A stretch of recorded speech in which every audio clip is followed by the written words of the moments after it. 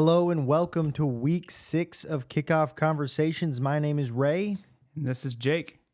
We are excited to be back for another week. A little bit behind this week with the Royals playoff games. We've been about a day behind on everything, and we unfortunately do not have a guest this week. We said we were going to, but the playoff with the Royals kind of threw everything for a loop. We also want to remind you, like, subscribe, comment, share with your buddies, share with your friends. We want to get this out there to as many people as possible. So we thank you for your support up to this point. But, man, we had NFL went well for the Chiefs, and college ball, sorry, Mizzou fans. Probably the most wild college football week in a long time. And a lot of people thought it was going to be a slow week, too. It was supposed to be a slow week preparing us for this week coming up. Yeah, the preview for last week was really boring, was not excited, still sat there and watched it all day Saturday and realized it ended up being a nice little product. Yes. A lot of surprises. A lot of upsets that we will get into, I'm sure.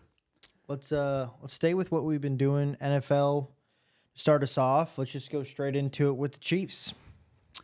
Chiefs win again, 5-0. One of only two teams in the NFL who are 5-0 still with the Vikings.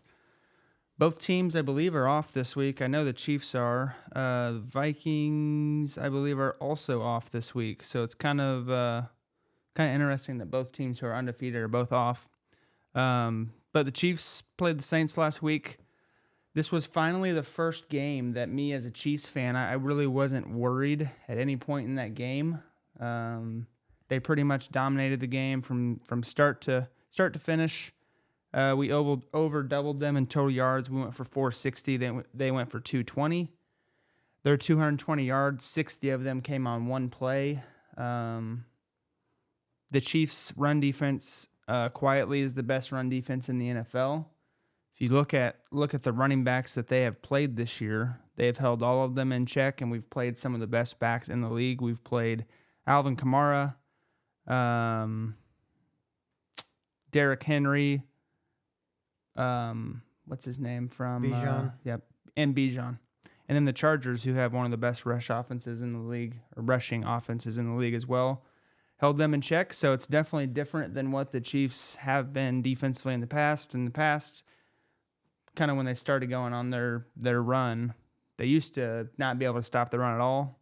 So it's kind of refreshing to see the defense be able to stop the run. Chris Jones, ever since he's gotten paid, has been great against the run. People aren't trying. They're still being hard on him when it comes to the run. Fans are saying that he's not doing anything. He's not getting tackles for loss. Well, it's not always about tackles for loss. It's about can you attract two blockers to you to free up someone else. So yeah, I feel like he's always I feel like he's always next to the ball. He always finds his way into the play. So I think you're exactly right. 5-0. Like you said, this game was never really in question. I got a question for you. I've had a lot of people ask me this week. Are you worried about Mahomes? No, I'm not. I'm not either. I've been calling it every week. Hey, he's throwing interceptions. I've been a little bit worried. He threw another pick that really wasn't on him this time. Wasn't his fault. But hey, maybe wasn't a great throw, but maybe he should just throw an interception every game because we're winning every game. So yep. Now looking ahead, got obviously the off week, which is nice, going into the 49ers at their place, at the Raiders, and then the Bucks. So it's going to get a little bit. It's not going to get much tougher from here because then you got the Broncos after that. At the Bills, though. At the Niners Panthers. going to be a big game. Both of those coaches are coming off an extended week. Andy Reid's really good, obviously, after coming off of a bye. The 49ers play early this week. They play the Seattle Seahawks. This is Friday when we're shooting this, so technically they played last night. So they're gonna both have a little bit of extra preparation going into this game. But yeah, I've had many people reach out and say, what's going on with Mahomes? He seems like he's off. He's this, he's that. Guys, a lot of moving parts. I mean, the other thing that I don't think people realize is when you're the top dog or when you're the team to beat every year, anytime you come out, your schedule comes out that next year, everyone circles that Chiefs game because they know it's going to be on prime time. They're like the They're- 90s Taylor Cornhuskers. Swift is in the building. It's a big deal for other teams. For Pat, it's just another Sunday. He's going home with the kids, putting Sterling to bed, and Titan. What's the other? bronze. Bronze. Oh, that's right. That's right. So yeah, I'm personally not worried about it. I think he makes big plays when it matters. He had some incredible rushing plays last week where he avoided the pass rush and was able to get out of the pocket and do his thing. Now, the one thing that is starting to frustrate me that's killing this team, that has killed them in the past, is their red zone offense. They're horribly efficient in the red zone. This last week, they were 2 for 7, scoring touchdowns in the red zone red zone opportunities. They're not having issues moving the ball, but obviously we know we need to be scoring more touchdowns compared to field goals. So yeah, that's my one complaint is I'd like to see our red zone offense improve. I think with the addition of Kareem Hunt should help that because they'll be able to run the ball more efficiently in the red zone. But I think sometimes it's just Andy Reid has a little bit of a tick in him that every time he gets towards the red zone, he wants to pull out some unique play that he drew up on a napkin back when he was 14. And, I'm just like, let's just show them we are better. Put your hand in the ground and blow the dude off the ball. Yeah. So, yeah, that would be my only complaint about the current Chiefs team is I think the red zone offense is an issue. And up until last week, Kelsey was pretty dry. Well, 9 receptions, 70 yards. No, these last 2 weeks, he's been fine. Been fine last 2 weeks. He went 7 for 90 last week. And then this week against the Saints, he went 9 for 70. Okay, you stand on the ground for your guy. He's back. He's back. He's back. Yeah, I mean. Also, huge week from Juju. Yeah, 130 yards. Somebody walked in on Monday morning asking about if they were going to keep Juju. I was like, did you watch the game? Clearly they didn't. I actually saw a really funny tweet. Hollywood Brown tweeted something like, I might go home and make a TikTok after this game just for Juju. Because he went off. It was good to see someone step up outside of Travis. I do want them to see they started to take some more deep shots to Xavier Worthy. I'd like to see them continue to do that. We do have an update on Rashee Rice's knee as well. I don't know if you've heard this. No, I haven't. What is it? He officially tore his LCL, so the team is expecting him to be done for the year, which stinks. I don't know if that means he's done for the regular season. I don't know, but they're preparing to move forward without him for a while, so it'll be interesting. With this news coming out that he's done for the year, regular season at least, I think the Chiefs are going to go out and get a receiver. Even after what Juju did. Who do you want? I want Amari Cooper. Okay. The reason I want Amari Cooper, he's a veteran. He's kind of been there. He keeps his mouth shut. He just kind of goes about his business. In the offseason, the Browns also converted all of his money to signing bonus money. So if we brought him on, we would only owe him $935,000, which we could fit on our current cap. And he's a free agent after this year with the Browns, and the Browns are horrible. They need to start Deshaun Watson. Holy crap. Maybe one of the biggest fall-offs of a player literally in NFL history at the quarterback position. I mean, just from a mental perspective, a life perspective, all of it, honestly. He is just absolutely in shambles. I think they need to go to, what's his name? Jameis Winston as their backup. Just get him in there and try something new because you got to remember the Browns coach, Stefanski, has won Coach of the Year twice. Mm-hmm. So it's not like this coach, it's not like he's a young coach and he doesn't know what he's doing. And Didn't he just say he was going to ride with them though? He did. I don't know what else Which- he's supposed to say when Yeah. he has one of the largest contracts available. But back to the receiver, I think that's who it makes the most sense money wise. That's who I would go after if I was the Chiefs. Would be Amari Cooper. That makes sense. Yeah. Yeah. The Chiefs, I mean, that's a tough loss, but like, as we already see, they're 5-0, facing adversity every single week. That'll be a continued conversation. Hopefully it lightens up for them a little bit. Who do they have next week, did you say? They play at San Francisco. Oh, that's right. San Francisco Raiders, two away games, so they'll get away from home for a little bit. But honestly, I was kind of looking at their schedule. Do you think the schedule favors the Chiefs? I feel like it's not a difficult one looking at it. Maybe it's just because the Chiefs are on the top, and I don't. Well, when looking at the schedule prior to the season starting, everyone was like, "Holy crap!" We have the two toughest. The start of the season was tough, with Baltimore and Cincinnati. Handled business, got out of town there. I think schedules can be very misleading at times. I think 'Cause you don't really know what they're going to. you don't know who's healthy. You don't know. Like for example, but we play Buffalo later in the year. Buffalo looked bad last week, but I don't think Buffalo's is that bad. And they've also looked good in the beginning as well. So, like Tampa's going to be a tough game. For example, they just kind of Baker's doing his thing down in Tampa Bay. So it'll be interesting. Like San Francisco, people thought they were going to both meet undefeated. San Francisco's kind of stumbled. They've had a lot of injuries.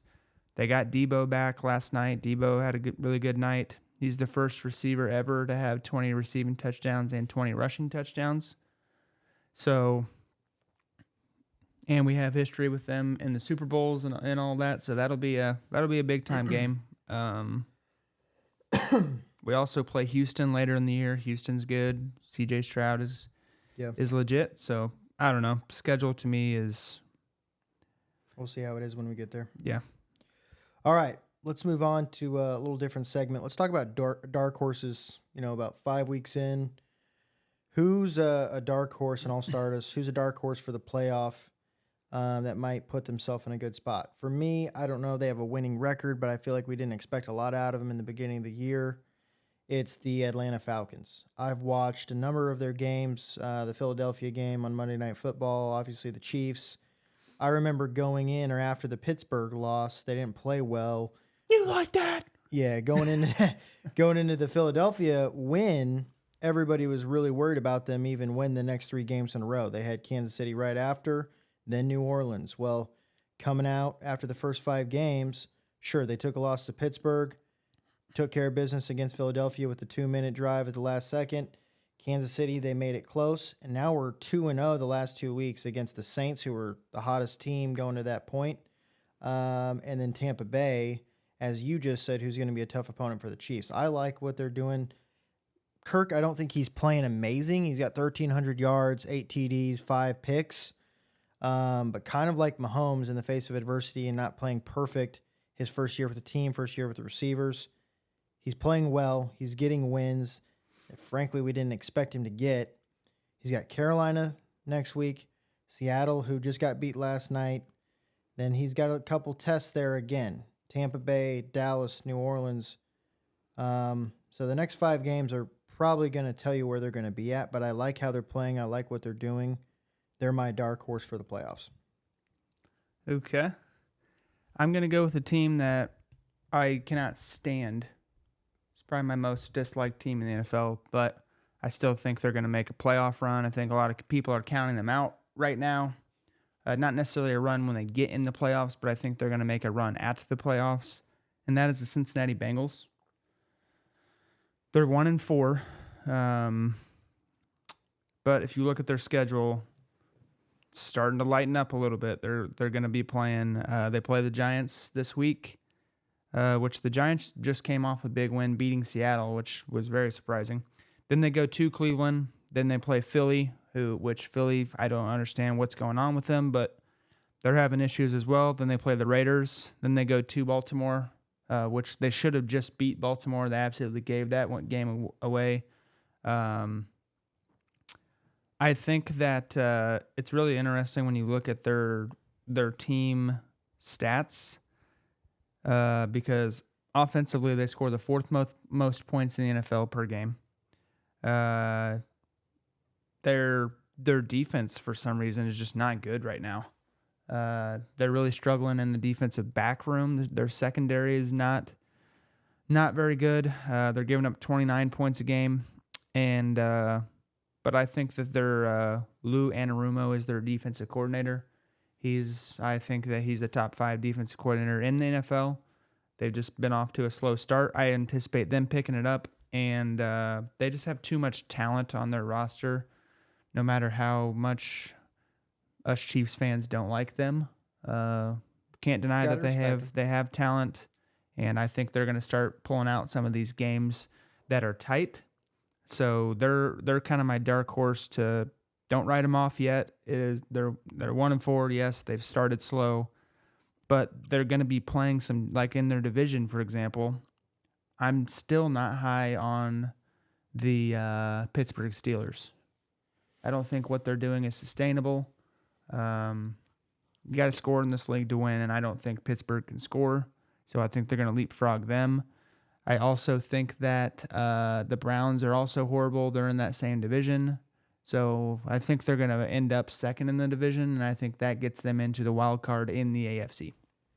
Yeah, like you said, they got 2 road games against pretty lackluster competition. Then they get the Eagles at home. Mm-hmm. So the next 4 weeks are big for them. Big for them and for your prediction. So I like that, though. It's a good pick. All right, let's revisit the Rookie of the Year conversation. We both had a pick at the beginning of the season. You kind of told time. Jayden Daniels is looking really good. What have you liked out of him? And do you think he's going to be able to keep it up? Are people starting to figure him out or no? I picked him preseason to win Rookie of the Year. Now, last week, if you guys listened, I also said start to pump the brakes. He's going to start coming back down to earth here. He's not going to look like he's playing against an SEC East defense, Mississippi State, every week. And he didn't play as well as he has in past. For example, his completion percentage was down a little bit, more around the 58 mark, which he came into the game with an 82% completion percentage. So you could argue it was one of his worst games passing wise. Now Cleveland's defense is good. They still played well. He ran the ball really well.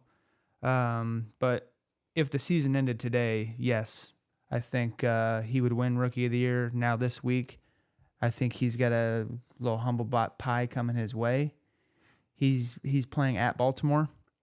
So that'll be a really interesting game to see those two quarterbacks. I mean, Jayden Daniels, basically, people think that he could eventually turn into Lamar and be that dual threat that can run. But Daniels throws the ball a lot better than Lamar. They're almost a little bit opposite in that Lamar runs the ball better, but Daniels throws the ball better.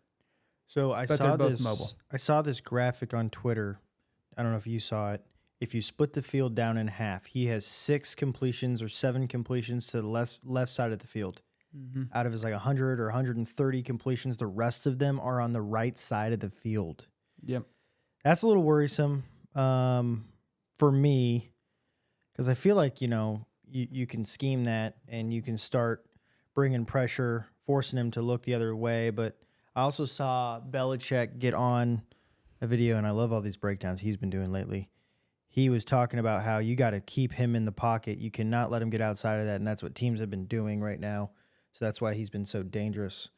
If you've watched any of his games, part of that reason is rookie quarterbacks are better throwing to their right because typically with a bad offensive line, you can slide it to the right and get a right-handed quarterback moving to his right, especially for someone who's athletic. Easier for him to throw on the run to the right. A lot of the stuff they do, they run the crap out of the ball, so they'll play action left, roll him right, and then he can have an easy throw, especially with how well that they run the ball. Gotcha. So that's part of, that's not all of it, but when I've watched the games, they just play action left, or he'll catch the snap and start basically rolling out Leaning. right, Yeah. which helps his offensive line, which his offensive line is not great in pass protection. So that's another way that's good coaching though by old Cliff Kingsbury to kind of get his offensive line some health. Yeah. Or help, not health. So yeah, I've as of now I would be right on that rookie of the year, but it's really really early. Well, I had Bo Nix, and it's not He's like got I had a big game this week. It's not like I had a whole lot more choices. He's actually right behind in stats when it comes to Daniels. I think he's still down like 500 yards, but in comparison to all the other rookies, Caleb Williams probably has him a little bit. Yeah, but Caleb's starting to. they're struggling up turn there on. though. Bo Nix started 0-2, so I was really worried about this pick. Now he's gone 3-0 since then. Everybody's probably seen the clips with him and Sean Payton going back and forth. It kind of turns out that was actually just a competitive little spout. It wasn't like there was problems that everybody on Twitter wants to spout out. But I was looking at their schedule. It's going to get pretty rough. It's going to get tough. I don't know how much longer he's going to be able to. They play the Chargers this week at Denver. At the Saints, good defense. Ravens at the Chiefs. I was gonna say he hadn't played the Chiefs yet, and we're gonna get him twice. Yeah, it's gonna be tough sledding for him, but I think that it's interesting preseason wise. Denver's win total was 5.5, so that's looking like pretty good chance to hit that. Yeah, so I'm happy with my pick. I mean, you took the front guy, but no, I didn't. Caleb Williams was the front guy. Everyone was saying this guy's, generational. He's this, he's that. Regionally here, not many people like this guy. So, I mean, I don't hate Caleb Williams. I think he's fine. I think he comes with a little bit of extra. I didn't actually mind him on Hard Knocks. He seems like he's locked in, and I don't know. I just not really a big fan of the Bears. I don't really like their coach either. I feel like he's okay. Really quick, let's go into the betting really, really fast. Go ahead. For those who made it last week to when I made my picks, I gave us one pick and a bonus pick. Well, guess what? I hit both. So I'm 5-1 on my picks Do you now. like money? Just to kind of recap it, what I had was Minnesota covering against the Jets in England, I think is where they played, somewhere in Europe. That hit. My bonus one was Dallas covering against Pittsburgh. Pittsburgh was favored by 2. Dallas ended up winning the game by 3. A little bit of a delayed game, came down to the wire, but hey, 5-1's 5-1. Take it. Let's go ahead and get into next week's games. As far as my betting picks, anyway. Go ahead. This is going to surprise some people, what I'm about to do here. But I think I'm going to go with Jacksonville beating Chicago. Jacksonville's 1-4. They're coming off their best game that they've played. I think Trevor Lawrence is better than people are giving him an issue or giving him trouble with. If you look at his numbers this year, he hasn't played horrible. Their defense has been bad, and I still don't think Chicago's offense is that good. They're currently underdogs by 1 point, so it's basically a pick 'em. And that game is in Europe as well. It's in London. So I like these London games. Yeah, it's a little bit of a different beast. Chicago's flying further. Jacksonville a little closer. Right. And I just don't see.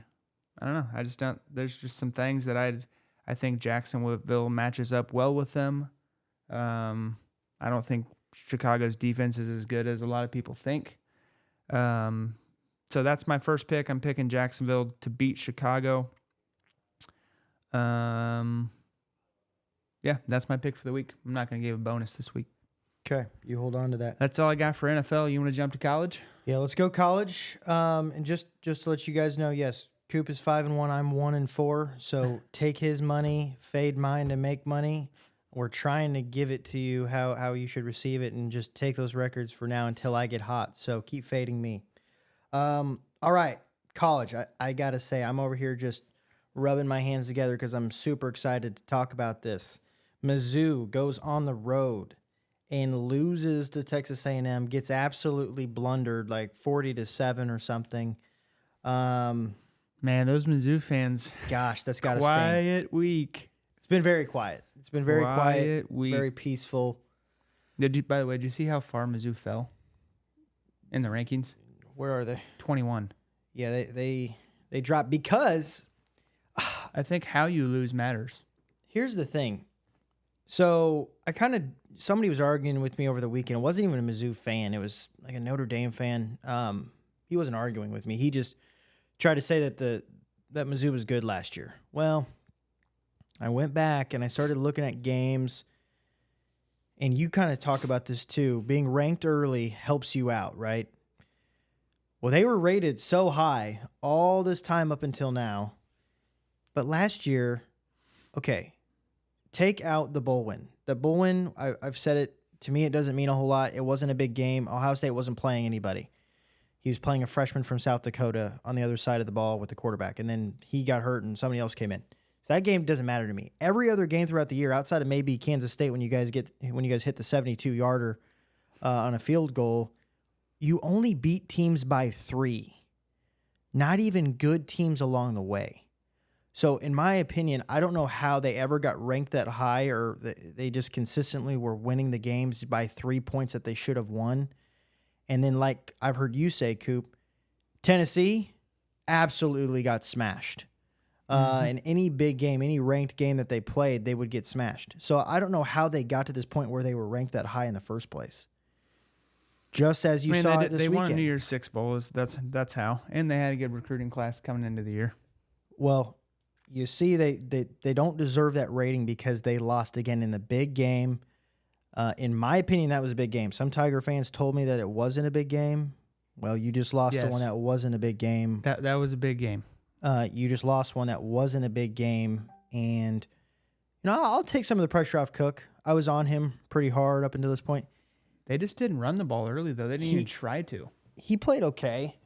It looked like the offensive line just, folded the cards and said, hey, just go ahead, and we don't like Cook. I don't know if he's not buying them Mini Beats headphones or what it is, but he didn't play as bad as I thought he was going to. So another week where I'm not super impressed with Luther Burden off the field, acting like a baby on the sideline, pouting. I'm just like, dude, you're the leader of your team. Get them going. Have a little fire in you. Act like you give a rip. Quit sitting there and pouting because there was a holding penalty on your what would have been 70-yard touchdown. Yeah, he just move on, and that's what I just don't like for the next level. He's acting like a little kid. He needs to have his clock rung a couple times by some grown men in the NFL, and hopefully that will help him mature quicker. Great talent, great player. He drives me nuts. I mean, every week you saw him celebrate the highs. He's a high and a low. So that was frustrating. But do you think they bounce back this week? They go to UMass. Yeah, they're favored by 28. Maybe that line's a little 27. high. That came down to 27, but that's a big. I don't know if they'll cover that. But I mean, they're gonna win, and then they've got Alabama. No, Auburn. Auburn next week. I swear, a Tiger fan told then me Alabama. Okay. So they got some time to get it figured out, but that means also with Alabama coming off a loss, they got time to figure it out too up until that point as well. So, tough, sad day, but I can't say, it's not like I didn't expect it. Big game. Tried to tell you guys. We both called it. I definitely did not think it was going to be this ugly. Yeah, that was a surprise. So that was embarrassing. We'll see how Brady Cook and the Missouri program responds. You mentioned a team that I want to go to really quick, Good. Alabama. Yeah. Losing to Vandy. Wow. Did not think that was going to happen. I thought it was funny that Vandy was trolling our guy, Nick Saban. They had the clip of him saying the only place in the SEC that's not tough to play is Vanderbilt. And, they were just eating that up. And let's talk about Vandy real quick as well. Vandy should have beat Mizzou, too. There's a guy on that sideline that nobody's really talking about. But I knew him. Pavia, or are you talking about their coach? Or who are you talking about? Not the head coach. Offensive coordinator. I don't even know who he is. Jerry Kill. Jerry Kill. Look the name up if you don't know it. He was a really good coach at Minnesota for a while. Then I think he went over to Arizona or Arizona State for a little bit. I didn't even know he's back in coaching. Well, he's hiding over there on the sideline calling plays, and he's getting wins. Well, he's making it close with some big teams. What are they? They're 3-2, right? Correct. 3-2, and Should have beat Mizzou. Lost in overtime. They did have a really bad loss to Georgia State, yeah, but that's the guy though. that's the biggest win, obviously, in Vanderbilt program history. Pavia, their quarterback, is just tough. He had 19 carries against Bama. He only had 4 incompletions. It was just Alabama must have been just flat from last week, thinking they were going to go in there and roll. I don't know. They were setting rat traps out all week. You know, they were trying to make him aware of the rat poison. I think this is probably a good thing though for Alabama, because I think they have a good coach, DeBoer. I think he's a really good coach. They play South Carolina this week at home, and I would not want to be South Carolina this week. Yeah, they're only favored by 21, so It'll be kind of a short line. But well, South Carolina has I think the best Sellers? freshman in college football, yeah. regardless of position. You know what I'm talking about? Their No. defensive end. Oh, yeah. That dude is a freak. Yeah, the guy that let the clip off on the other kid last week. The quarterback. Yeah, I don't know why he did that, but that Yeah. guy is an animal. Yeah, he looks like Jadeveon Clowney from back in the day. So yeah, we don't have to spend too much time on Alabama. I was just that was obviously the shock of the weekend was them going down. What other upsets took place? Utah lost. We had plenty. Cal couldn't hang on there late to upset Miami. That would have been awesome. Your team, your UNLV, they lost their top Yep. 25. They're out. Our lock, Michigan, lost by 10. Yeah. Tennessee lost. That was very surprising. Indiana is humming. USC lost. Yeah, let's just slide into Indiana because that's the game coming up this following week. 6-0 with Nebraska. Not going to give Nebraska. Go ahead. I'm sorry, 5-1, 6-0. Indiana. I said it about 3 weeks ago. Probably not on the podcast, but I texted some people like, "Hey, I'm officially worried. They're looking good. They haven't played a whole lot of anybody. We're definitely going to be the best defense that they've played up till this point for sure. But there's been no down in their whole season so far, in my opinion, from what I've watched. They've always had I typically really haven't even seen them play. it's been a 1-2 score game, and they take care of everybody. UCLA, they took care of them. And they just won. I can't remember who they just played this last week, but it was about a 17-point game in third or fourth quarter. So they get leads, they maintain the leads, and they continue to score. Unlike Nebraska, we've been struggling. We get a lead. Are you worried but about we Raiola? Cannot score. No. Worst game of his college career. It was. And See how he bounces back. He went 13 for 27, 134, and a pick. you could see it on his body language too. He was down. But I also think it has something to do with play calling. We get a lead. We go up 14, 21-0, 28-0, kind of like Colorado when you were there, and we just shut her down. We just say, hey, let's play for next week. My brother actually, he was the one that put me on the Jerry Kill, watching out for him as the offensive coordinator for Vandy, because he's kind of right. Jerry Kill was a good coach, but he also kind of thinks that Nebraska is hiding the playbook, which I can kind of see that. Like, you can see a clear difference in what we're calling and running before we get the lead and then after. But the problem is when you take away that playbook, if you're not going to get aggressive or stay aggressive, Dylan kind of loses his gel and his motion, and then things They're get a pulling little a Kansas bit City tight. Chiefs. Exactly. They're not trying to blow people out. It's frustrating. It's very frustrating. And we can't do it because our defense is good, but we got to get 3 touchdowns or 4 touchdowns before we can just pull it off, in my opinion. And last week was too close for comfort against a Rutgers team that we shut down. Fun fact, Nebraska has not given up a rushing touchdown. We're the only team in the country that can say that. Wow. So we had about 4 3 or 4 red zone stops last week, and they were on the 1 and the 2 at some point. But gosh, our special teams looks horrible. But we don't even have a game this week. Let's move on. You want to touch on sore spot real quick? Kansas is horrible. They lose again late in the game. I don't know what you want me to say anymore. They're horrible. I want to. That's all I'm going to say about Kansas. They're off this week coming up, which is good because they can't blow the game late. They'll just they won't win or they won't lose. That's positive. No damage. Yeah. No damage. Let's talk about there's 2 games that I want to highlight as we kind of wrap this week up. Yep. The one game I want to highlight, and I know the game you're going to want to highlight for your Big 10 fans, I'm going to highlight the Big 12 game that I think is a big game. K-State, Colorado. Big game. Colorado's kind of got some steam behind them. I don't know I'll let you kind of give your prediction first on what you think this is going to be like. It's in Boulder. It's a late game, 9:15 kickoff. Go ahead and tell me how you think that game's gonna turn out. Well, unfortunately, I don't like to see Colorado have success, and they have continually. Big Both game these at teams home, coming in 4-1. prime time under the lights. I'm gonna take Colorado. The underdog. K-State's favored by 3.5. Yeah, I'm gonna take Colorado. Give me the points. So if they lose by a field goal, whatever. But I just think that I don't know what they've done offensively. I think that they started to figure it out a little bit, and maybe it's the defensive lines in the Big 12. Maybe you can talk me out of this, but I feel like they're not as strong as what they faced outside of that. Like when they came over to Nebraska, it wasn't even close. Like I thought every Big 12 team would just get to Shedeur, and they're not really doing that. They're not making that happen. And defensively is where they've also really picked it up and figured it out. They had a couple big red zone stops last week that I watched against UCF, I believe.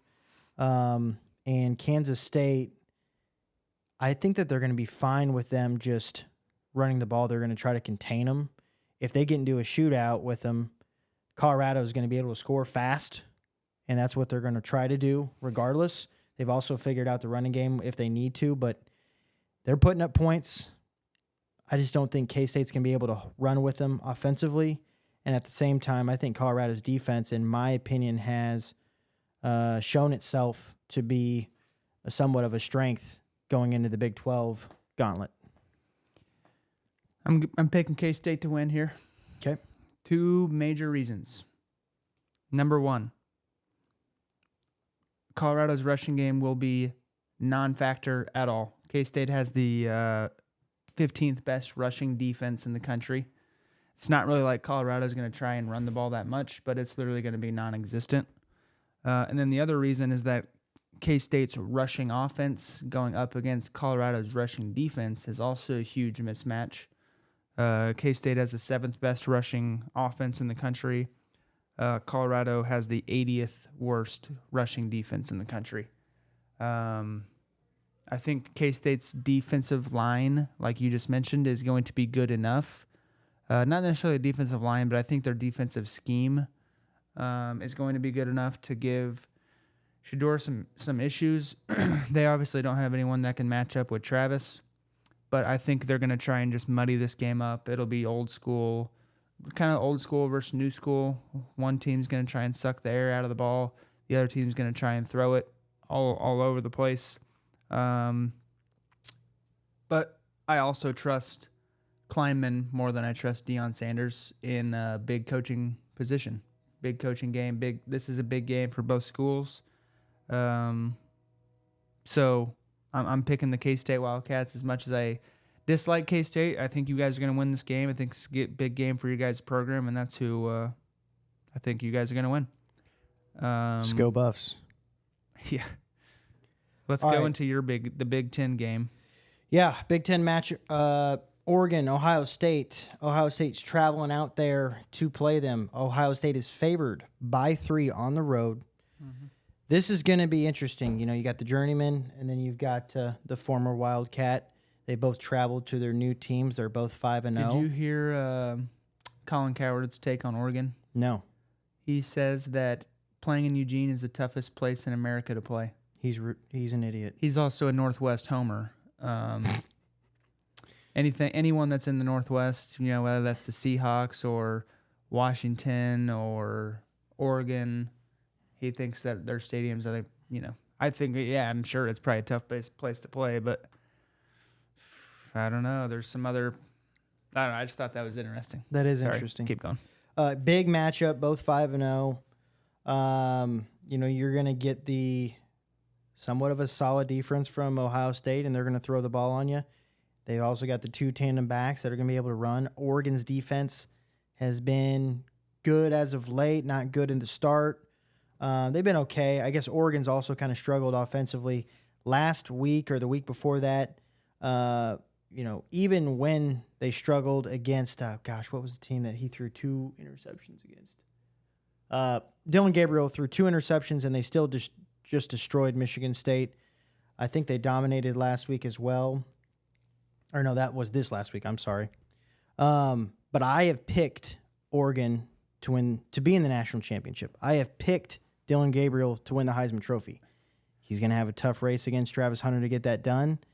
You've got Jackson Dart. There's some other people in here or there, but I've got to ride with my Ducks. I think that they're going to take care of business at home. Forget the points. They're going to win the ball game. It might be a close one. I don't think that this game's going to be super high scoring. I think it is going to be an under. Is it a night game? Yeah, it's 6:30. The over-under is 54. I feel like it's going to be like a 24-17 or a 21-24 ball game. I just think Ohio State's got a really good defense, and I think Oregon's going to know that. They're going to try to keep their defense off the field and hold on to that rock as well because they're going to be a little bit worried about that. But I've got the Ducks. I've got Dylan Gabriel, my Heisman candidate, my pick to win the game over Ohio State. And We're on opposite sides both games this week. That's good. That's what this is supposed to be. I'm going with the Buckeyes. I think the Buckeyes are going to be significantly better up front on both sides of the ball. The one position that I think Oregon is better is the most important position, that being quarterback. So I can understand why you're going with Oregon, but I'm going to go Ohio State. I think they're going to run the heck out of the ball. I think the freshman receiver Ohio State has, Smith, is unreal. But I think Ohio State's defense as a unit is also a lot better than Oregon's defense as a unit. It'll be tough to see how Will Howard handles the environment being in Eugene. Because like Colin Cowherd says, that place will be rocking. But I'm picking the Buckeyes, and I actually think they win by a touchdown. Wow. By a touchdown. Buckeyes and K-State this week. Okay. Ray's got Colorado and the Ducks. He's got the Buffs and the Ducks. Real quick, lock of the week. Remember, fade me up until I get hot here. I'm going to go with BYU at home by 3 against Arizona. You don't need to hear my reasons why. It hasn't worked up to this point, so let's just sit back and pray. You guys fade me, and I'll take my money. But BYU by 3 at home against Arizona. Have Cool. a great week. Like, subscribe, share with your friends. Thanks for listening.